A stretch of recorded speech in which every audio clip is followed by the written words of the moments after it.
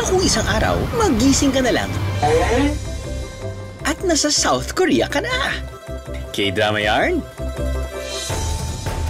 Ang trip natin ngayon? Mag-hashtag feeling blessed. Sinusubukan ko maging adventurous para sa inyo. Dahil dapat ganun yung mindset. Pumunta ka sa ibang bansa, subok ka na ng subok. Dito tayo sa Jeju Island, kung saan ang malalawak nilang karagatan. Siguro sa tagal na ng ginagawa nila to, meron silang type of breathing na naririnig mo. Meron silang ganito. Out of habit na siguro yan because, you know, they need oxygen before they die. Hi, Nanay! Young people hanggang old people, yakang-yaka. Ang nagbibigay ng masasarap lantakan. Gumagalaw pa eh! Asan na yung sabaw? Idagdag pa riyan ng mga sikat at dito lang matitikman. Don't worry, I won't make you feel alone. Hehehe. Sama-sama nating libutin ang islang nabubuhay sa mga biyaya ng kapaligiran. Let's dive into Jeju Island sa South Korea, Beros.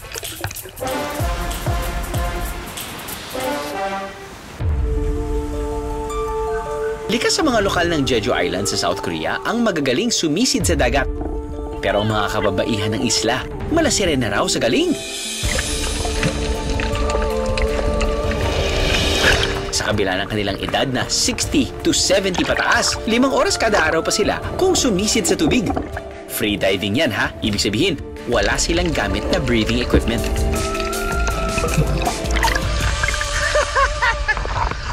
Ngayong araw, sasama ako sa 74-year-old diver na si Mi Jong at 65-year-old pro diver na si Sun Shim sa kanilang pagsisid.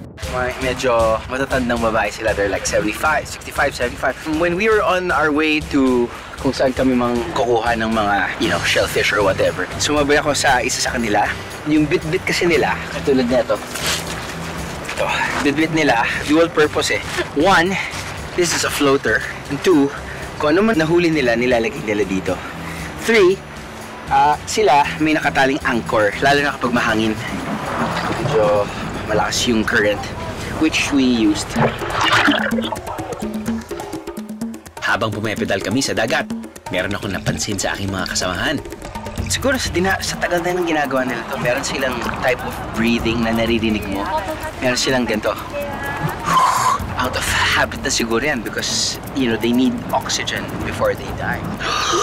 Yung parang, sobrang effective yun dahil once na nilagay na yung anchor, they didn't take a few seconds. They just like went down right away. Henyo ang tawag sa kanila o Women of the Sea. Tuwing buwan ng Mayo hanggang Nobyembre, basta maganda ang panahon, halos araw-araw silang sumisisid para kumuha ng mga lamang dagat na pwede nilang kainin at itinda. Nasa 10 hanggang 15 feet ang sinisisid nila at unang sisid pa lang, may nahanap na kagad silang mga shellfish. Ngayon, ako naman ang sisisid.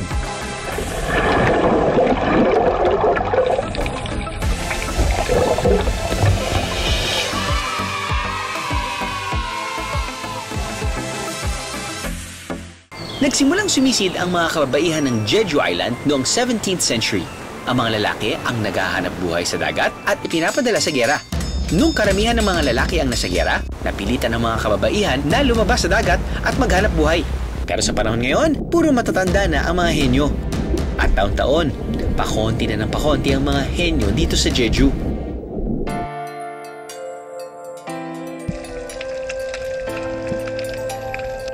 Sobra akong nag-enjoy and legendary naman yung dive ko with the legendary Henyo divers. Alamig! Para sa mga turista na gusto ring ma-experience ang mag-free dive with the iconic Henyos, pwedeng pumunta rito sa Hado Fishing Village. Kompleto ang mga gamit nila rito, Bieros.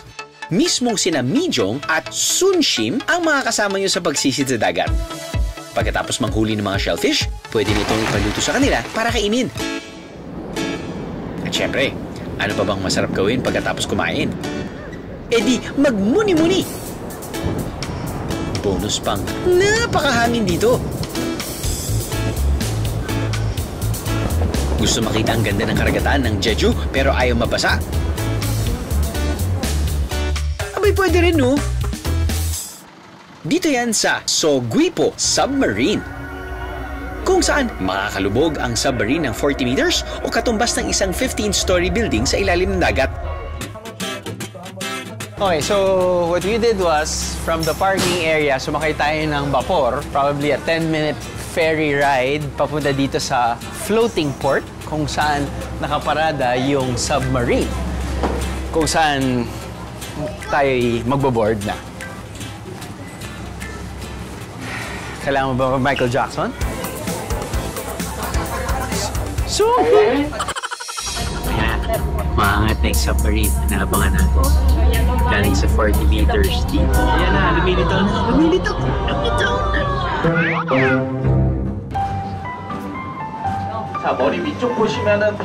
May mga screen sa taas kung saan makikita ang paglubog. Mababa na tayo, guys. Makikita rin kung ilang meters na ang inilubog. Bukod sa may makikitang mga isda, may mga shipwreck ding madaraanan. Sa totoo lang, akala ko yung submarine experience natin, papasok lang tayo sa submarine na hindi gagalaw.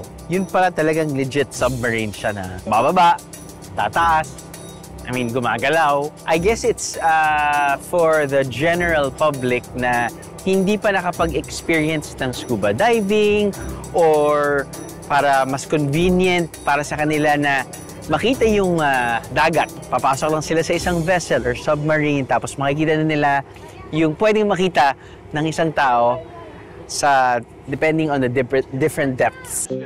Sa loob ng mahigit 36 years mula nang unang naglayag ang submarine na ito, wala pa itong naging aksidente. Kaya sila ang may hawak ng longest accident-free operation of a tour submarine sa Guinness World Record. Wow! Magandang view sa ilalim at ibabaw ng dagat. Oks na oks yan! Mula sa lamig ng dagat, parang perfect humigop ng sabaw, no? Kaso, ang sikat na sabaw dito sa Jeju, hindi raw mainit? Asan na yung sabaw?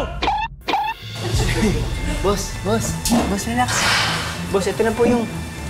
Boss, Saan ka magaling kursino? Dali lang, boss. Hindi ka kailangan magalit. Sa Korea po tayo. Ilan lang po kami mga Pilipino dito na nagtatrabaho. Ito na po yung sabaw. Oh! Ang lamig! Ano ba? Ba't nyo sinaserve ng malamig ito? Parang nakasanayan natin mga Pilipino dapat mainit. Pero ito, sikat sila sa malamig. Hilaw pa yan. Kasi dito sa area na to ng Korea, fresh seafood. Ito ang cold fish soup. Meron itong iba't ibang sashimi, pear, at mga klase ng gulay. Gawa ang sabaw sa red pepper paste at soybean paste na may pagka-sweet and sour ang lasa. Pagtikim ko, talagang lasang-lasa mong sariwa siya. Diba? Kahit malamig, masarap. Sarap. Ayos na. Hindi ka na mainit ang ulo. Hindi na. Baka sasama ka sa kanila. So, Hindi ka na mainit. Okay na. Okay, very good. huwag mo akong iwan. Hindi, diyan ka lang. Baka, Relax ka lang. Okay. Okay na. Oh. okay. On the house. Ang restaurant na ito, isang henyo ang may-ari. Kaya paniguradong sariwa ang mga sahog dito. Patok man ito tuwing tag-init, available naman ito all year round. Kung appetizer lang ang sabaw sa inyo, may isa pang isda na pambato ng Jeju na siguradong bubusog sa inyo.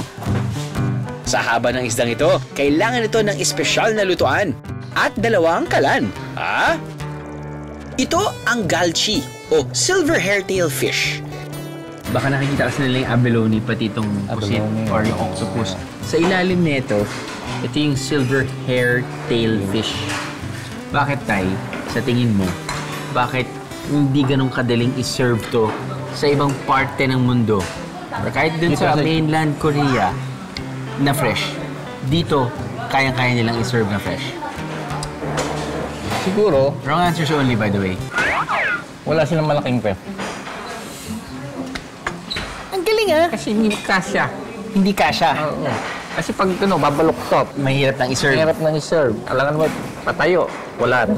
Tatanggalin yung mga divider. Asus! Tama na nga ang biroan. Ang totoong sagot, dito kasi sa dagat ng Jeju, nakukuha ang galchi. Garantisadong makakain ito dito ng sariwa. Tong galchi jorim ang tawag sa lutong ito ng silver hairtail fish. Lasang isda. Meron siyang similar sa ano. Sa igat. Talaga nga ba? Oo. Siguro dahil Magkahaba sila? Soup. Sarap papakin to. Oo, para siyang ano. Yun lang, matinig talaga siya. Ang hang. Dala natin sa tagupan, tapos yung i-debone nila. No, tama. Pero hindi na fresh. May mga kasamang seafood din ang silver hairtail fish sa order namin. Tulad ng abalone na gumagalaw-galaw pa. At buong octopus. At syempre, present din ang mga classic na Korean side dishes. Yummy!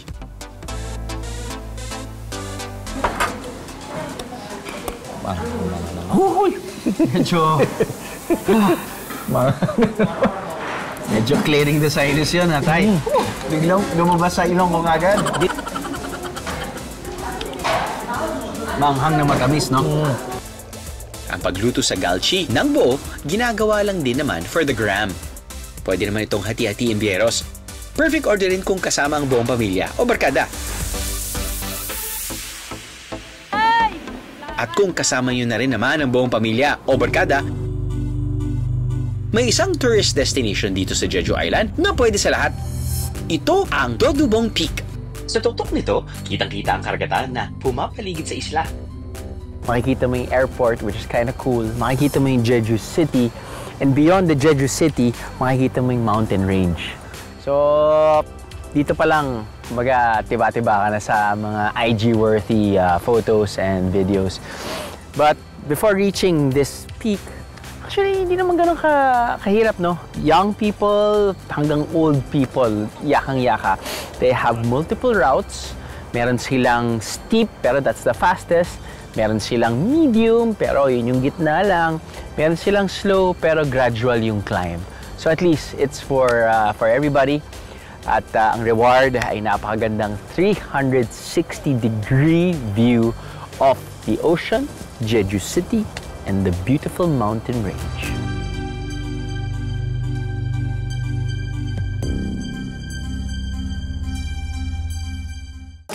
Para sa K-drama lovers dyan, siguradong pamilyar ang lugar na ito.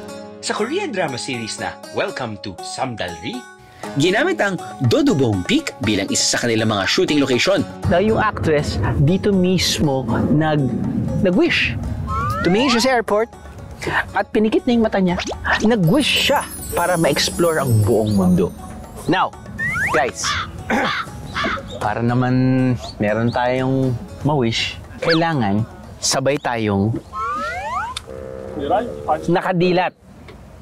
Mula sa nakapikit, kailangan sabay tayong nakadilat para matupad yung wish natin. Una muna, pikit muna kayo.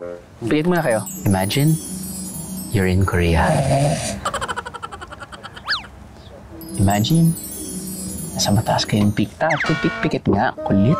Pikit nga. Isipin niyo na magkakaibigan tayong lahat dito. Tapos nun, sabay-sabay tayong didilat. Hindi tayo sabay? Hindi. Bilang set. Okay. 3, 2, 1. 3, 2, 1. 3, 2, 1.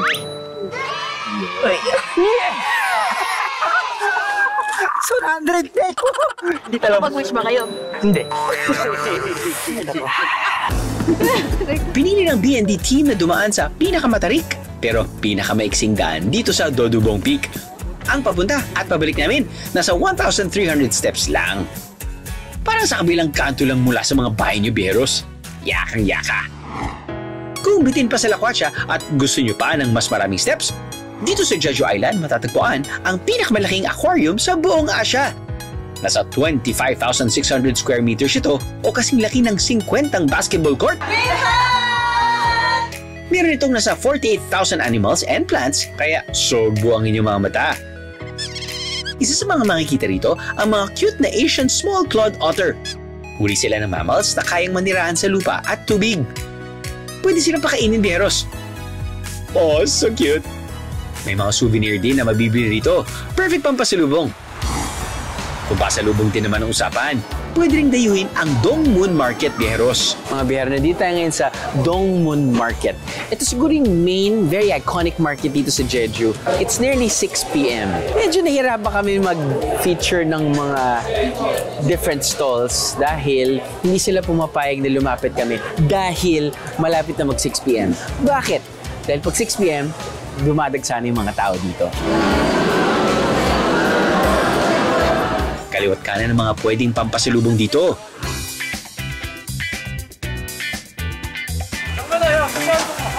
Buhay na buhay din ang kanilang night market para sa mga gustong mag-food trip.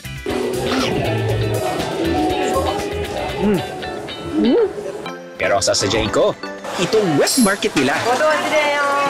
If you compare yung wet supermarkets dito compared to the wet market natin, medyo malaking difference. Pasok nyo pa lang dito, malinis, which is a good thing. So, bilang turista, you have like taas ng confidence mo para bumili ng fresh food, seafood, fruits. Nakakatuwa. Pag pumasok ka dito, parang ang dami mong gustong bilhin. Kapansin-pansin ang iba't ibang klase ng sashimi o hilaw na isda dito. Yung nasa likod ko, yan yung isa sa mga maraming stalls na nagbebenta ng fresh seafood. Nakikita nyo naman may aquarium na yung mga live fishes at samot-saring mga isda yung pwedeng ibenta at pwedeng bilhin. Para sa mahihilig sa sashimi, mahula nyo kaya ang mga ito?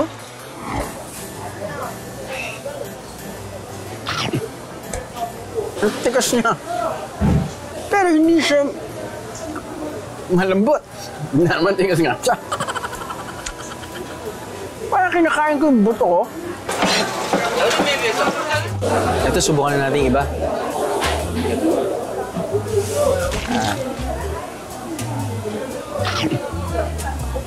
Bakit lahat sila matigas? Pero ang tigas oh. Ba't ang lalaki ng cats? Wala rin siyang lasa.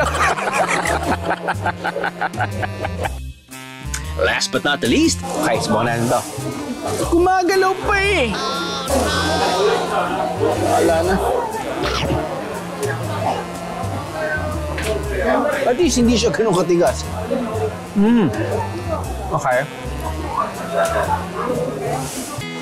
sa food trip kong ito, masasabi kong charge to experience talaga. Sinusubukan ko maging adventurous para sa inyo.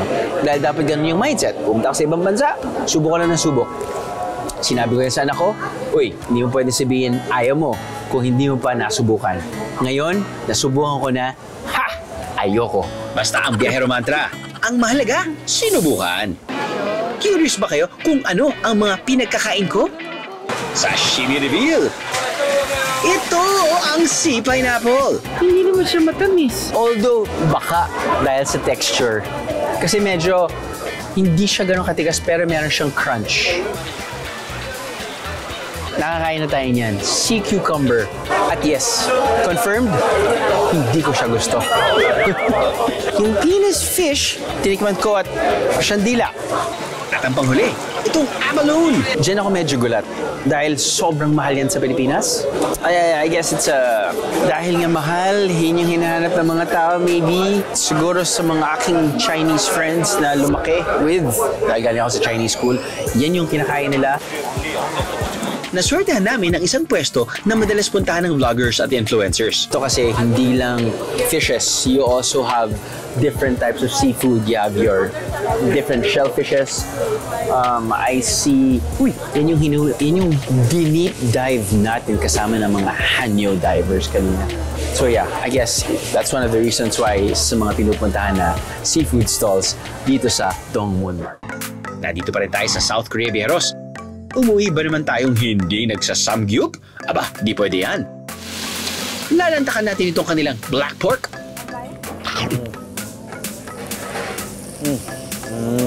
Na binansagan lang namang best pork in South Korea. The black pork ay unique dito sa Jeju. It's actually their signature dish dito sa Jeju Island. They have two ways of cooking it. One is the thin one, the thin strips. Usually malamig pa tapos tayo magfa-fry or magluluto sa harapan natin. And the other one is yung medyo thicker slabs wherein they have to cook it inside their kitchen. And then the second part of cooking gagawin dito sa harapan natin. Sa totoo lang kung minsan, kaya hindi ako yung unlimited samgyeopsal sa atin dahil hindi ko kayang i-contain sarili ko to eat just a little bit of pork because I love my pork. Yum, yum, yum. Pork has a lot of fat. Fat is flavor. I love flavor.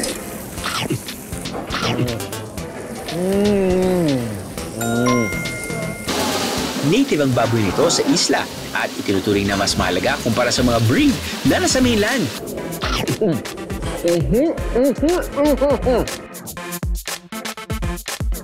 Pero hindi naman itim ang karne nito ah. Bakit kaya black pork ang tawag nila rito? Dito kasi ang itsura ng baboy beros. May mga itim silang balahibo.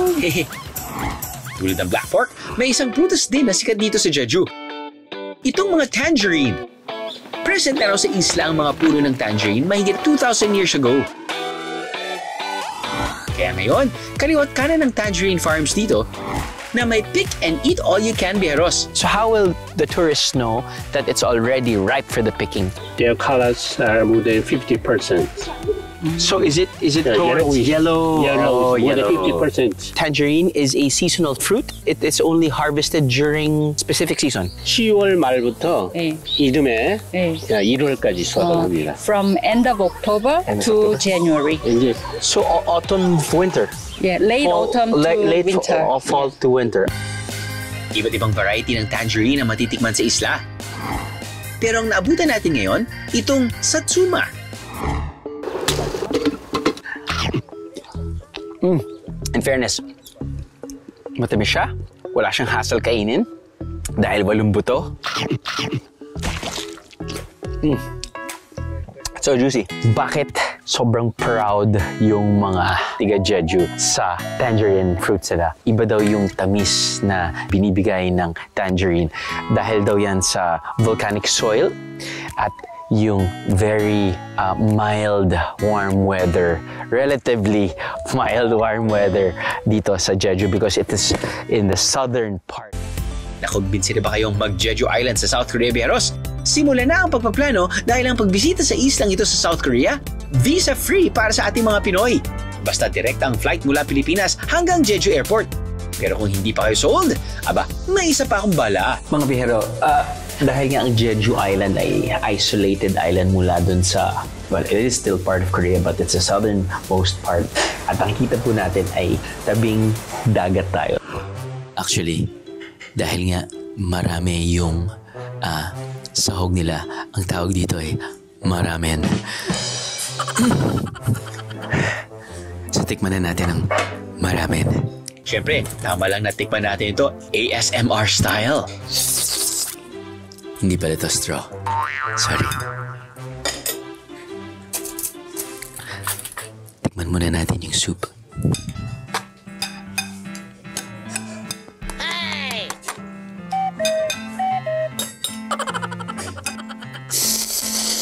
Oo, ay wala pa nga. Hindi pa tumatama yung...